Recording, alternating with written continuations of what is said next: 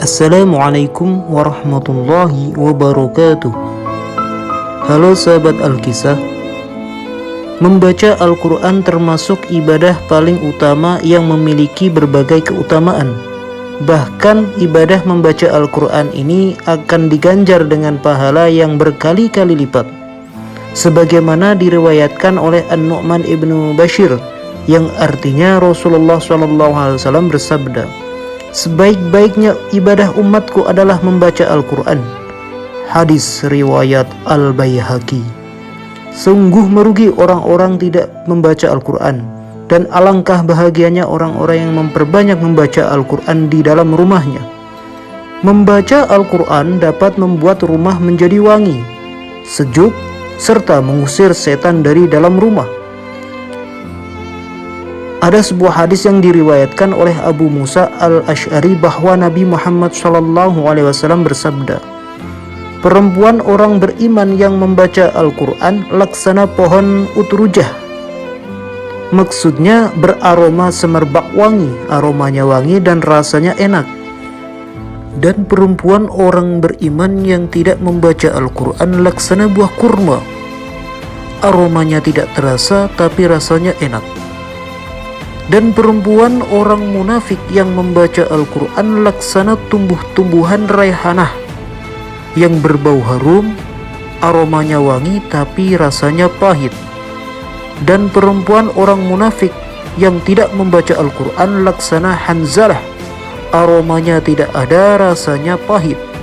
Hadis riwayat Bukhari dan Muslim. Di dalam bulan suci Ramadan, mengisi waktu luang di rumah dengan membaca atau tadarus Al-Quran sangat dianjurkan. Selain mendapat pahala, membaca Al-Quran di rumah juga memiliki efek luar biasa pada tempat tinggal kita. Seperti apa dampaknya? Sebagai kitab Al-Quran bukan hanya memberikan efek kepada kita manusia sebagai makhluk hidup, tetapi Al-Quran juga memberikan efek kepada benda mati seperti rumah misalnya. Hal ini diisyaratkan oleh seorang sahabat Nabi SAW, yakni Abu Hurairah radhiyallahu anhu, dalam sebuah atsar yang diriwayatkan oleh Imam Ad-Darimi, dan atsar ini dinilai sahih oleh Imam Ibnu Hajar Al-Asqalani radhiyallahu anhu. Abu Hurairah radhiyallahu anhu berkata, "Rumah yang dibaca Al-Quran akan terasa luas bagi penghuninya, akan dihadiri atau dipenuhi oleh para malaikat. Setan akan pergi meninggalkan rumah tersebut, dan akan banyak kebaikan dalam rumah tersebut. Sebaliknya, rumah yang tidak dibacakan Al-Quran akan terasa sempit bagi penghuninya, akan ditinggalkan oleh malaikat, dan akan dihadiri oleh syaitan, akan sedikit kebaikannya." Saat ini banyak orang yang merasa tidak nyaman tinggal di rumahnya sendiri, tidak betah di rumah, padahal rumahnya bagus, mewah dan megah. Al-Quran membuat efek rumah terasa luas walaupun mungkin rumahnya itu kecil. Salah satu faktor yang mempengaruhi luas atau sempitnya adalah perasaan. Ketika orang merasa nyaman, walaupun sempit akan terasa luas. Perasaan adalah di dalam hati, dan hati dikuasai oleh Allah Subhanahu wa Ta'ala. Sehingga orang-orang yang hidupnya berada di rumah-rumah yang mungkin sangat sederhana, ketika dia rajin membaca Al-Quran, maka rumah akan terasa luas, tidak terasa sumpek. Apalagi rumah-rumah itu didatangi oleh para malaikat, dan malaikat itu rata-rata membawa kebaikan, apalagi malaikat pembawa rahmat. Dan setan-setan pun menyingkir. Lihat, yang dibacakan Al-Quran bukan ditempel ya. Ada sebagian orang menganggap bahwa untuk mengusir setan maka ditempel ayat kursi di dalam ruangan-ruangan rumah.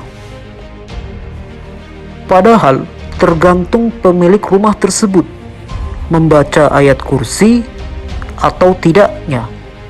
Kalau ditempel ayat kursi di dalam rumah tapi tidak diamalkan atau tidak dibacakan ayat kursi, Abu Hurairah radhiyallahu anhu ia berkata, "Dan kebaikan yang ada di rumah itu akan banyak."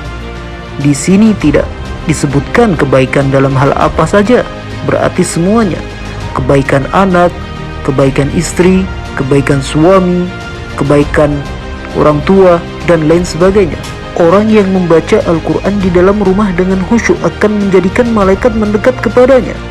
Banyak membaca Al-Quran di dalam rumah selain mendapatkan ganjaran yang berlipat-lipat dari Allah Subhanahu wa Ta'ala, kita pun akan merasakan nikmatnya berada di dalam rumah tersebut, seperti wangi, sejuk, dan lain sebagainya. Ditambahkan dengan kekhusyuan membaca Al-Quran, melengkapi rumah kita menjadi lebih berkah dengan kedatangan malaikat di rumah kita.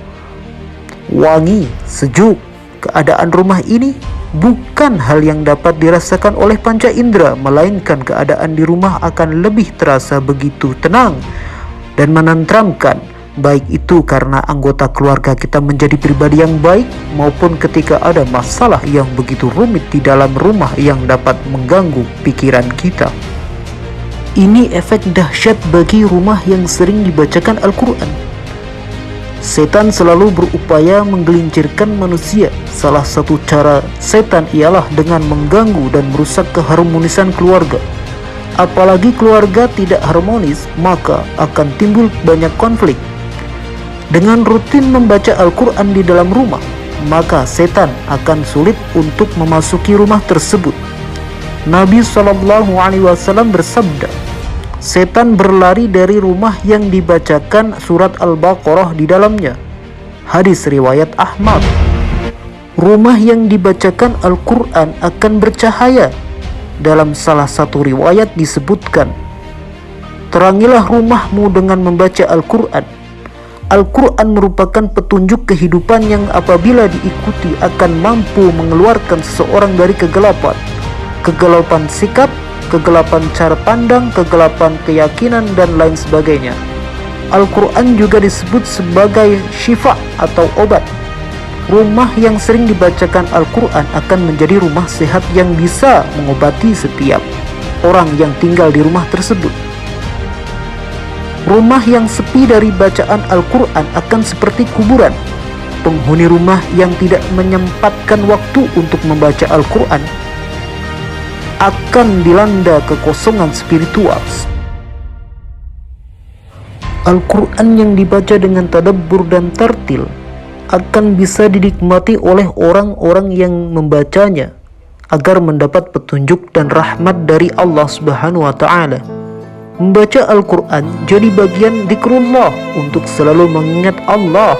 Nabi Muhammad SAW bersabda, perumpamaan rumah yang di dalamnya ada zikrullah dan rumah yang tidak ada zikrullah di dalamnya ialah seperti orang yang hidup dan orang yang mati. Hadis riwayat Muslim.